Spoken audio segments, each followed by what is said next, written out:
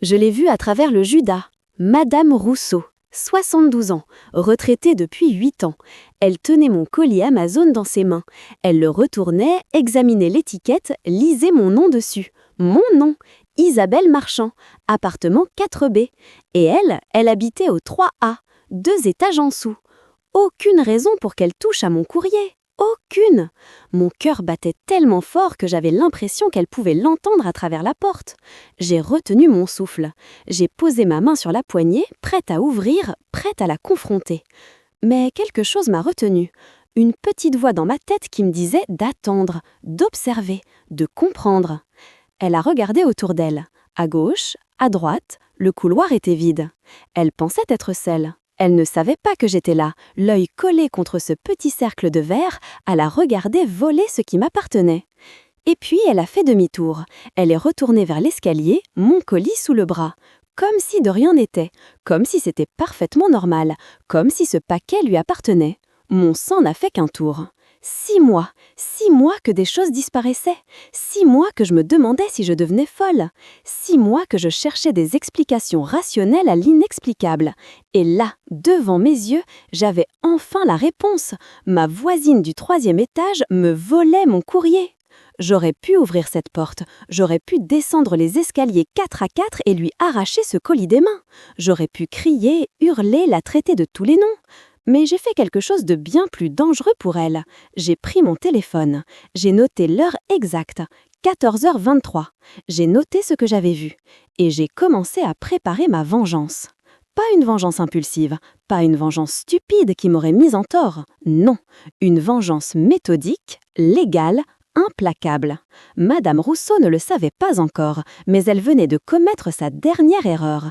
Parce que je suis journaliste.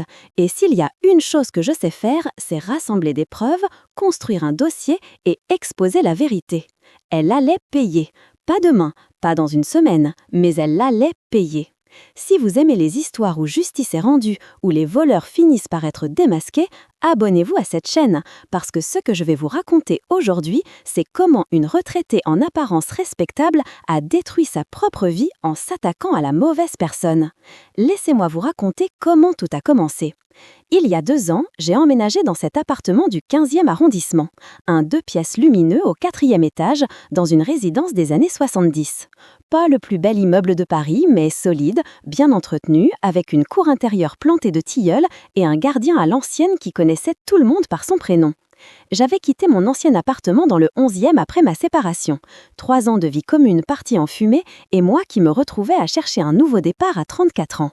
Le 15e, c'était un choix pragmatique, proche du métro Vaugirapre, à 15 minutes à pied de mon bureau au Figaro et surtout un loyer qui ne me saignerait pas à blanc chaque mois. Le jour de la visite, j'ai su que c'était le bon endroit. L'appartement donnait sur la cour, ce qui garantissait le calme. La cuisine avait été refaite récemment. Et surtout, il y avait ce petit bureau sous la fenêtre, parfait pour les jours de télétravail. L'agent immobilier m'avait vanté la copropriété. Charges raisonnables, travaux de ravalement terminés l'année précédente, pas de contentieux en cours. Et les voisins, m'avait-il assuré, étaient tranquilles. Un mélange de retraités, de jeunes couples et de familles. Le genre de résidence où on se dit bonjour dans l'ascenseur sans forcément devenir amis. J'ai signé le bail le lendemain. Les premiers mois ont été exactement comme je l'espérais. J'ai pris mes marques, j'ai appris les habitudes de l'immeuble. Le facteur passait vers 11h, le gardien, M. Pereira, prenait sa pause café à 15h précises. Les poubelles sortaient le mardi et le vendredi. Le jeune couple du 5e avait un bébé qui pleurait parfois la nuit, mais rien de dramatique. Et puis, il y avait Madame Rousseau. Je l'ai rencontrée la première semaine. J'étais dans le hall, en train de vérifier ma boîte aux lettres, quand elle est apparue derrière moi. Petite, les cheveux gris coupés courts, des lunettes à monture dorée, un chemisier fleuri boutonné jusqu'au col. Le genre de femme qu'on imagine tricoter des pulls pour ses petits-enfants. Elle m'a souri, un sourire qui ne montait pas jusqu'aux yeux. « Vous êtes la nouvelle du 4e » a-t-elle dit. Ce n'était pas une question. J'ai hoché la tête. « Isabelle Marchand, enchantée ». Elle m'a dévisagé de haut en bas comme si elle évaluait une marchandise. « Madame Rousseau », a-t-elle fini par dire. « 3e étage. Si vous avez besoin de quoi que ce soit, n'hésitez pas. » Sur le moment, j'ai trouvé ça gentil, une voisine serviable, prête à dépanner. Ce n'est que plus tard que j'ai compris ce qu'elle voulait vraiment dire. Elle voulait tout savoir, sur moi, sur ma vie, sur mes allées et venues. Monsieur Pereira, le gardien, m'a mise en garde quelques semaines plus tard. On était dans la cour, il fumait sa cigarette de l'après-midi et il m'a dit « Vous savez, Madame Rousseau, elle est un peu curieuse. Elle passe beaucoup de temps à sa fenêtre. Elle voit tout ce qui se passe. » J'ai ri. Je lui ai dit que ça ne me dérangeait pas, que je n'avais rien à cacher. Si seulement j'avais su. Les premiers signes sont apparus au bout de 3 mois environ. Rien de flagrant au début. Des broutilles, un magazine que j'attendais et qui n'est jamais arrivé, une carte postale d'une amie en vacances au Portugal dont elle m'avait parlé au téléphone mais que je n'ai jamais trouvé dans ma boîte. Des prospectus qui semblaient étrangement triés, comme si quelqu'un avait fait le ménage avant moi. Je n'y ai pas prêté attention. Paris, c'est ça. Le courrier se perd parfois. Les facteurs sont débordés, les choses arrivent en retard ou pas du tout. Et puis, il y a eu le livre. En novembre, j'ai commandé un ouvrage sur les enquêtes journalistiques américaines. Un bouquin en anglais, assez cher, que j'avais trouvé sur un site spécialisé. Le colis devait arriver sous 10 jours. 2 semaines plus tard, toujours rien. J'ai vérifié le suivi. Livré, disait le site, déposé dans la boîte aux lettres le 15 novembre à 10h47. Mais ma boîte aux lettres était vide. Pas de livre, pas d'avis de passage, rien. J'ai contacté le vendeur. Ils m'ont renvoyé une capture d'écran de la confirmation de livraison. Pour eux, l'affaire était close. Le colis avait été livré, point final. J'ai dû racheter le livre. 35 € de perdu. Est-ce que quelqu'un d'autre a vécu une situation similaire avec des colis qui disparaissent mystérieusement? Dites-le moi dans les commentaires parce que sur le moment, je me suis sentie complètement seule face à ce problème. Ensuite, il y a eu ma nouvelle carte bancaire. En janvier, ma banque m'a prévenu qu'elle m'envoyait une carte de remplacement. L'ancienne arrivait à expiration. Délai annoncé, 5 jours ouvrés. Une semaine plus tard, pas de carte. 10 jours, toujours rien. J'ai appelé ma banque. Le conseiller a vérifié, la carte avait été envoyée. Elle n'avait pas été retournée. Elle était donc quelque part entre leur centre de distribution et ma boîte aux lettres. Il a fallu faire opposition, commander une nouvelle carte, attendre encore 2 semaines en payant tout en espèces comme une criminelle en cavale. Et ce n'était pas fini. En février, j'attendais des documents importants des impôts, une demande de rectification que j'avais faite concernant mes revenus de l'année précédente. Documents sensibles avec mon numéro fiscal, mon adresse, tout. Le courrier n'est jamais arrivé. J'ai dû me déplacer au centre des finances publiques de mon arrondissement, faire la queue pendant 1h30, expliquer ma situation à un agent débordé qui me regardait comme si j'étais responsable de mes propres malheurs. Cette nuit-là, je n'ai pas dormi. Je me suis tournée et retournée dans mon lit, à imaginer les pires scénarios. Quelqu'un avait peut-être accès à mes informations personnelles. Quelqu'un préparait peut-être une usurpation d'identité. J'ai passé des heures sur Internet à chercher des signes d'ouverture de crédit frauduleux à mon nom, à vérifier mes relevés bancaires ligne par ligne. Le lendemain matin, j'avais les yeux gonflés et le moral dans les chaussettes. J'ai décidé de mener ma propre enquête. La première étape, c'était la poste. J'ai appelé leur service client, ce qui est déjà en soi une épreuve de patience digne des 12 travaux d'Hercule. Après 40 minutes d'attente et 3 transferts d'appel, j'ai fini par parler à quelqu'un qui semblait compétent. Le diagnostic était clair. Les courriers recommandés à mon nom avaient tous été distribués. Certains avaient même été signés. Signé, j'ai répété, incrédule, mais je n'ai rien signé du tout. L'agent m'a expliqué que parfois, les facteurs faisaient signer des voisins, une pratique courante apparemment quand le destinataire est absent. J'ai raccroché avec plus de questions que de réponses. L'étape suivante, c'était Monsieur Pereira. Je l'ai trouvé dans sa loge un mercredi après-midi. Il était en train de réparer un robinet qui fuyait, les manches retroussées, les mains pleines de cambouis. Je lui ai expliqué ma situation, les colis disparus, les courriers volatilisés, la carte bancaire jamais arrivée. Il a secoué la tête. Il m'a dit qu'il ne gardait jamais de paquet pour moi, que le facteur ne lui laissait rien, que si quelque chose disparaissait, ça ne venait pas de lui. Je l'ai cru. Monsieur Pereira était là depuis 23 ans. Tout le monde dans l'immeuble lui faisait confiance. Restait une dernière possibilité, mes voisins. J'ai commencé par le 5e étage. Le jeune couple, Thomas et Émilie, avec leur bébé de 8 mois. Ils m'ont ouvert avec des cernes jusqu'aux genoux et m'ont juré qu'ils n'avaient jamais reçu de courrier pour moi. Au 4e, ma voisine de palier, une comptable d'une 40aine d'années prénommée Nathalie, m'a dit la même chose. Elle avait d'ailleurs remarqué, elle aussi, que certains de ces magazines mettaient du temps à arriver. Au 2e, un retraité solitaire du nom de Monsieur Duval m'a regardé avec des yeux ronds. Il ne recevait presque plus de courrier, m'a-t-il dit. À son âge, tout se faisait par Internet maintenant, et de toute façon, il n'avait plus grand monde à qui écrire. Et puis, il y a où le premier étage, l'appartement de Madame Rousseau. J'ai hésité avant de sonner. Quelque chose me retenait. Une intuition peut-être, ou simplement le fait qu'elle m'avait toujours mise mal à l'aise avec sa façon de me dévisager dans l'escalier. Elle a ouvert la porte presque immédiatement, comme si elle m'attendait. « Mademoiselle Marchand » a-t-elle dit en me voyant. « Quelle surprise !» Je lui expliquai le problème, les colis, les courriers, les disparitions.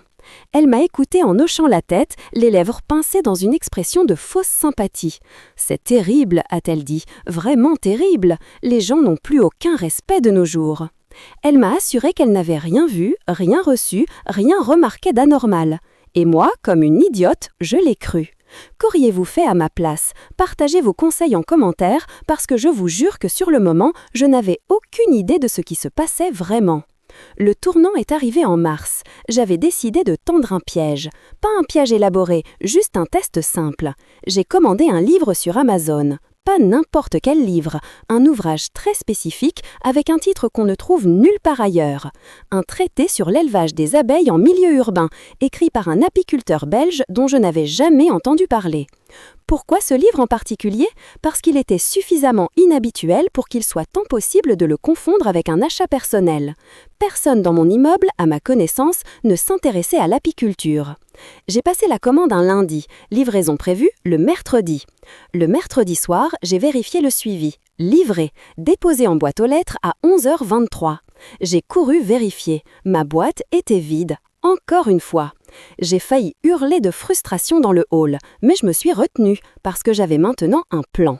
J'ai attendu 3 jours, puis je suis descendue dans la cour intérieure vers 16h, l'heure où les habitants de l'immeuble sortaient prendre l'air ou promenaient leurs chiens. Madame Rousseau était assise sur le banc près des tilleuls. Elle portait un cardigan bleu marine et lisait un livre. Mon cœur s'est arrêté. Je me suis approchée, l'air de rien, et j'ai vu la couverture. Un fond jaune avec une abeille stylisée. Le titre en lettres noires. L'élevage des abeilles en milieu urbain par Jean-Philippe Van der Merch. Mon livre. J'ai dû faire un effort surhumain pour garder mon calme. Mes mains tremblaient. Ma voix tremblait quand je lui ai parlé. « Madame Rousseau, ai-je dit, je crois que vous avez reçu mon colis par erreur. » Elle a levé les yeux vers moi. Son regard était froid, calculateur, pas du tout surpris. « Pardon ? Ce livre, ai-je insisté, je l'ai commandé il y a quelques jours. Il n'est jamais arrivé. » Elle a baissé les yeux vers la couverture, puis les a relevés vers moi. Son visage n'exprimait rien. « Je ne vois pas de quoi vous parlez, a-t-elle dit. J'ai acheté ce livre moi-même. Je m'intéresse à l'apiculture depuis des années. » Elle mentait. Je le savais. Elle le savait. Mais elle me regardait droit dans les yeux, sans ciller, avec l'assurance de quelqu'un qui a l'habitude de mentir. J'ai senti la colère monter en moi comme une vague. Mais je me suis forcée à sourire. « D'accord, ai-je dit, il doit y avoir une confusion. » Je suis remontée chez moi. J'ai fermé la porte. Et j'explosais. J'ai frappé le mur avec mon poing. J'ai crié dans un coussin. J'ai fait les 100 pas dans mon salon pendant 1 heure, en marmonnant des insultes que je n'oserais pas répéter ici. Elle me volait, depuis des mois, peut-être depuis le début. Et elle avait le culot de me mentir en face, avec ce sourire condescendant de vieille dame respectable. Mais je n'avais aucune preuve, juste ma parole contre la sienne. Et qui croirait une trentenaire célibataire contre une gentille retraitée du quartier? Si cette histoire vous met en colère rien qu'en l'écoutant, cliquez sur le pouce bleu, parce que ce n'était que le début. Cette nuit-là, je n'ai pas fermé l'œil. J'ai passé des heures à réfléchir, à planifier, à chercher des solutions. J'ai d'abord pensé à aller voir la police. Mais avec quoi? Une intuition? Un livre que ma voisine prétendait avoir acheté elle-même? Il m'aurait rayonné. J'ai ensuite pensé à en parler au syndic de copropriété. Mais là encore, sans preuve tangible, que pouvait-il faire? Envoyer un courrier de rappel sur le respect du courrier d'autrui? Non, il me fallait des preuves irréfutables, le genre de preuves qui ne laissent aucune place au doute. Et pour ça, j'allais devoir la prendre sur le fait. Le lendemain matin, j'ai appelé mon rédacteur en chef pour lui dire que je prenais un jour de congé. Urgence personnelle, ai-je prétendu. Il n'a pas posé de questions. J'ai commandé un nouveau colis, cette fois quelque chose de visible.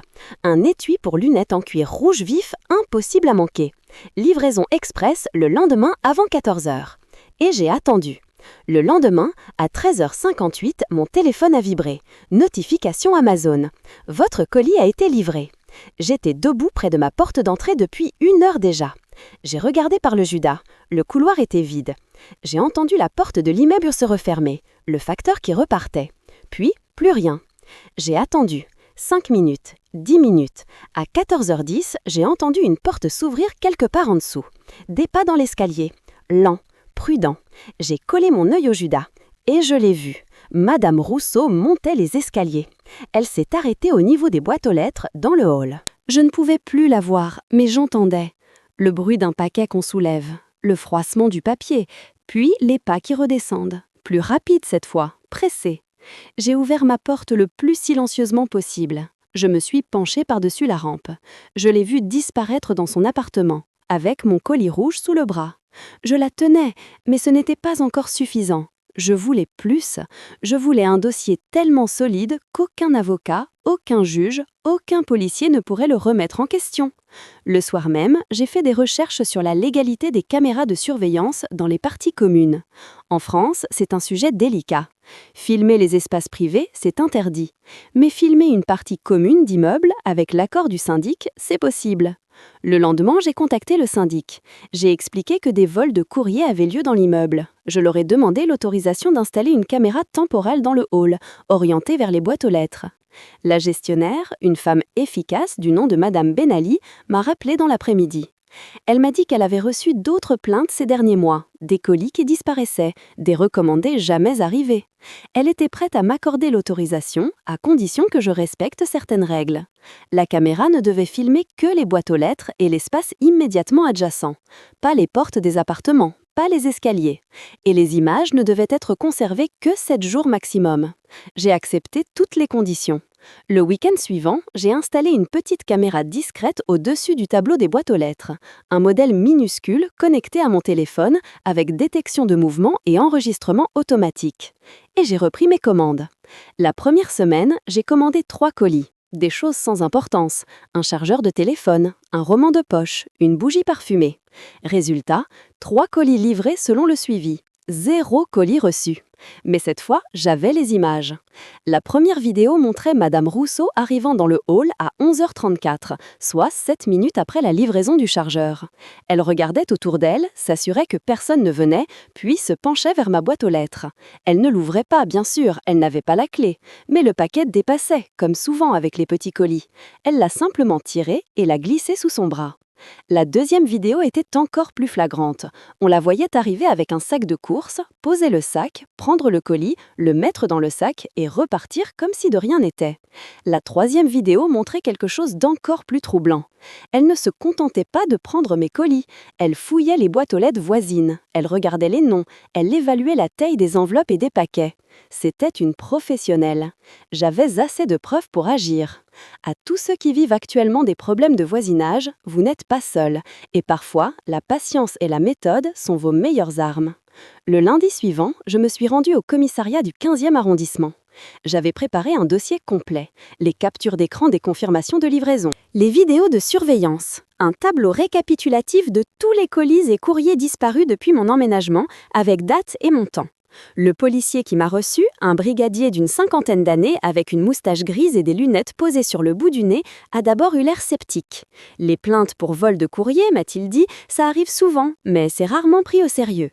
Puis, il a vu les vidéos. Son expression a changé. Il s'est redressé sur sa chaise. Il a repassé les images plusieurs fois en prenant des notes. C'est du vol caractérisé, a-t-il dit. Et la violation du secret des correspondances, c'est un délit pénal. Article 226 à 15 du Code pénal. Jusqu'à 1 an d'emprisonnement et 15 000 € d'amende. Il m'a fait remplir une plainte officielle, 3 pages de formulaire avec tous les détails des incidents. Puis, il m'a dit qu'une enquête serait ouverte et qu'un officier de police judiciaire me recontacterait. J'ai quitté le commissariat avec un mélange de soulagement et d'appréhension. Les choses étaient en mouvement maintenant. Il n'y avait plus de retour en arrière possible. Les jours suivants ont été étranges. Je croisais Madame Rousseau dans l'escalier, dans la cour, devant les boîtes aux lettres. Elle me saluait avec son sourire habituel, comme si de rien n'était. Et moi, je lui répondais poliment, tout en sachant que les murs se refermaient sur elle. Est-ce que c'était cruel de ma part ? Peut-être, mais après 6 mois de vol, de mensonges et de manipulation, je n'avais plus aucune pitié. 2 semaines après ma plainte, j'ai reçu un appel d'une lieutenante de police. Elle m'a dit que l'enquête avançait et qu'ils avaient prévu une perquisition au domicile de Madame Rousseau.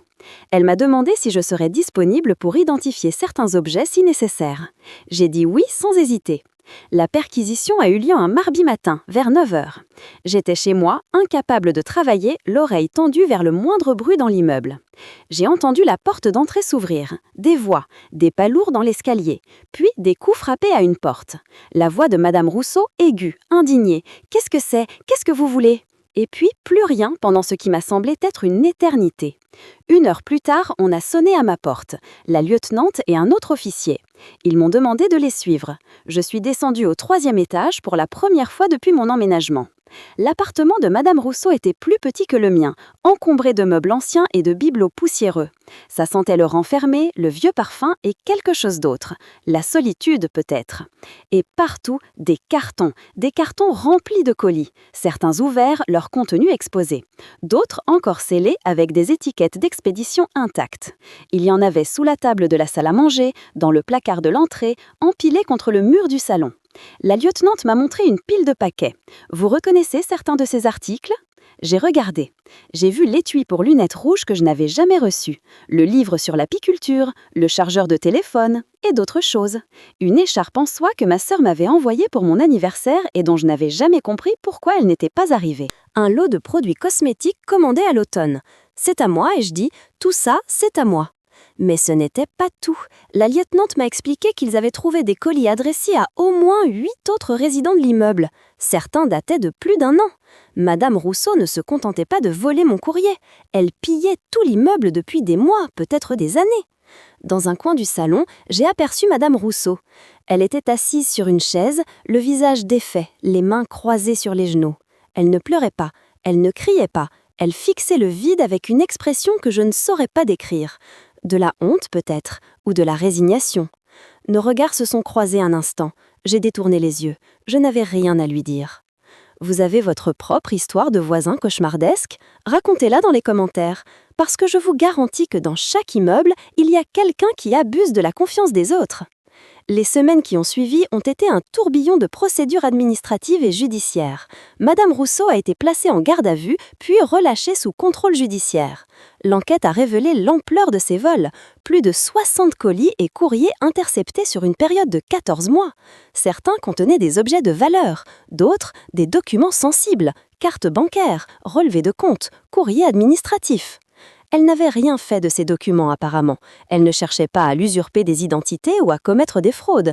Elle volait juste pour voler. Le procureur a décidé de la poursuivre pour vol aggravé et violation du secret des correspondances. L'audience a été fixée 3 mois plus tard devant le tribunal correctionnel de Paris. Je me suis constituée partie civile avec l'aide d'un avocat spécialisé que m'avait recommandé une collègue du journal. Maître Lefebvre, un homme posé et méthodique qui m'a guidée à travers les méandres de la procédure. Le jour du procès, j'étais nerveuse. Je n'avais jamais mis les pieds dans un tribunal auparavant, sauf pour couvrir des affaires en tant que journaliste. Être de l'autre côté de la barre, c'était une expérience étrange et déstabilisante. Madame Rousseau est arrivée accompagnée de son avocate, une jeune femme en tailleur gris qui semblait à peine sortie de l'école. Elle a plaidé la clémence. Sa cliente était âgée, isolée, sans antécédent judiciaire. Les vols étaient le symptôme d'une détresse psychologique profonde, d'un besoin maladif de combler un vide affectif. J'ai écouté cette plaidoirie avec un mélange d'incrédulité et de colère contenue. Un vide affectif, elle avait volé ma carte bancaire, mes documents fiscaux, le cadeau d'anniversaire de ma sœur, et c'était censé excuser quoi que ce soit. Quand ça a été mon tour de témoigner, j'ai raconté les faits, les mois d'angoisse, les nuits sans sommeil, la paranoïa de me demander si quelqu'un essayait d'usurper mon identité, l'humiliation de devoir expliquer à ma banque, aux impôts, à tous ces organismes que mon courrier disparaissait mystérieusement. Le juge m'a écouté attentivement. Il a posé quelques questions, puis il s'est tourné vers Madame Rousseau et lui a demandé si elle avait quelque chose à dire. Elle s'est levée, les mains tremblantes. Elle a dit qu'elle regrettait, qu'elle ne savait pas ce qui lui avait pris, qu'elle s'ennuyait tellement seule dans son appartement que récupérer ses colis était devenu une sorte de jeu. Elle n'avait jamais pensé au mal qu'elle faisait. Un jeu ? Elle appelait ça un jeu ? Le jugement est tombé une semaine plus tard. Madame Rousseau a été reconnue coupable de vol et de violation du secret des correspondances. Elle a été condamnée à 6 mois de prison avec sursis et à une amende de 2 000 €. Elle a également été condamnée à me verser 800 € de dommages-intérêts, plus les frais d'avocat. Ce n'était pas une peine sévère, certains diront que c'était même clément pour quelqu'un qui avait volé des dizaines de personnes pendant plus d'1 an. Mais le juge avait pris en compte son âge, son absence de casier et le fait qu'elle n'avait tiré aucun profit financier de ses vols. Peu importe, la vraie punition n'allait pas venir du tribunal. Si vous pensez que justice a été rendue, même partiellement, faites-le moi savoir avec un like. Parce que ce qui s'est passé ensuite, c'est ce qui arrive quand une communauté découvre qu'elle a été trahie. La nouvelle du procès s'est répandue dans l'immeuble comme une traînée de poudre. Je n'avais rien dit à personne, par souci de discrétion et parce que mon avocat me l'avait conseillé. Mais les jugements des tribunaux correctionnels sont publics. Et il y avait parmi les autres victimes des gens moins discrets que moi. Monsieur et Madame Chen, du 6e étage, avaient perdu un colis contenant des médicaments importés de Chine pour leur mère âgée. Ils avaient dû en recommander en urgence pour 3 fois le prix initial. Quand ils ont appris que c'était Madame Rousseau, ils l'ont raconté à tout le monde. Le jeune couple du 5e, Thomas et Émilie, avaient perdu des documents pour la crèche de leur fils. Ils avaient failli perdre leur place parce que le dossier était incomplet. Quand ils ont su la vérité, ils ont affiché le jugement dans l'ascenseur. Même Monsieur Duval, le retraité solitaire du 2e, avait été victime. Une lettre de sa sœur au Canada, la seule famille qui lui restait, n'était jamais arrivée. Il ne l'a jamais su sur le moment, mais quand il a appris ce qu'il s'était passé, il a pleuré. En l'espace de quelques jours, tout l'immeuble savait. Et tout l'immeuble avait tourné le dos à Madame Rousseau. D'où regardez-vous cette vidéo? Dites-moi dans quelle région vous habitez parce que ce genre d'histoire, ça peut arriver n'importe où en France. Les mois qui ont suivi ont été à la fois étranges et libérateurs. Madame Rousseau ne sortait presque plus de son appartement. Quand elle se risquait dans le hall ou dans la cour, les conversations s'arrêtaient, les gens se détournaient. Personne ne lui adressait la parole. Monsieur Pereira, le gardien, m'a raconté qu'elle avait essayé de lui parler un jour, de lui expliquer, de se justifier. Il lui avait dit qu'il n'avait rien à lui dire, qu'après 23 ans dans cet immeuble, il ne la connaissait plus. Elle a essayé de m'aborder aussi une fois. C'était un samedi matin, j'étais dans le hall en train de relever mon courrier. Elle est apparue derrière moi, comme la première fois qu'on s'était rencontrés. « Mademoiselle Marchande », a-t-elle dit, sa voix chevrotant. « Je voulais vous dire que je suis vraiment désolée. Je ne sais pas ce qui m'a pris. J'espère qu'un jour vous pourrez me pardonner. » Je l'ai regardée. Elle avait vieilli de 10 ans en quelques mois. Ses yeux étaient rouges, ses cheveux n'étaient plus aussi bien coiffés. Elle portait les mêmes vêtements que la semaine précédente. Une partie de moi a ressenti quelque chose qui ressemblait à de la pitié, une toute petite partie. Mais cette partie a été rapidement engloutie par le souvenir des nuits blanches, des appels interminables au service client, de l'angoisse de l'usurpation d'identité. Je lui ai dit « Vous pouvez parler à mon avocat si vous avez quelque chose à me dire », et je suis remontée chez moi. C'était la dernière fois qu'on s'est parlé. Aujourd'hui, 1 an s'est écoulé depuis le procès. J'ai changé mes habitudes. Je me fais maintenant livrer tous mes colis dans un point relais à 2 rues de chez moi. C'est moins pratique, mais au moins je sais qu'ils m'attendent là-bas, en sécurité. J'ai aussi fait installer une serrure renforcée sur ma boîte aux lettres, avec l'accord du syndic. Ça m'a coûté 150 €, mais ça valait chaque centime. Madame Rousseau est toujours là, au 3e étage. Elle n'a pas déménagé. Peut-être qu'elle ne peut pas se le permettre. Peut-être qu'elle n'a nulle part où aller. Je la vois parfois par la fenêtre de ma cuisine, qui donne sur la cour. Elle est assise sur le banc près des tilleuls, toujours au même endroit. Mais elle ne lit plus. Elle ne regarde plus les gens passer. Elle fixe le vide, les mains posées sur les genoux. Personne ne s'assoit à côté d'elle. Personne ne lui dit bonjour. Elle est devenue invisible. Est-ce que je ressens de la satisfaction? Honnêtement, je ne sais pas. Ce que je ressens, c'est surtout du soulagement. Le soulagement de ne plus me demander si mon courrier va arriver. Le soulagement de ne plus avoir peur chaque fois que je commande quelque chose en ligne. Le soulagement de savoir que justice a été rendue. Madame Rousseau a détruit sa propre vie. Je n'ai fait que tenir le miroir. Si vous avez aimé cette histoire, si vous voulez en entendre d'autres comme celle-ci, abonnez-vous à la chaîne et activez la cloche pour ne rien manquer. Et si vous avez vécu quelque chose de similaire, si un voisin vous a fait vivre l'enfer, racontez votre histoire dans les commentaires. Vous n'êtes pas seul. Et parfois partager, c'est le premier pas vers la justice. Je m'appelle Isabelle, j'ai 36 ans, je suis journaliste et j'ai appris une chose cette année. Face à l'injustice, la patience et la méthode sont plus efficaces que la colère. Les preuves valent mieux que les accusations. Et parfois, la meilleure vengeance, c'est simplement de laisser la vérité éclater au grand jour. Merci d'avoir écouté jusqu'au bout. À très vite pour une nouvelle histoire.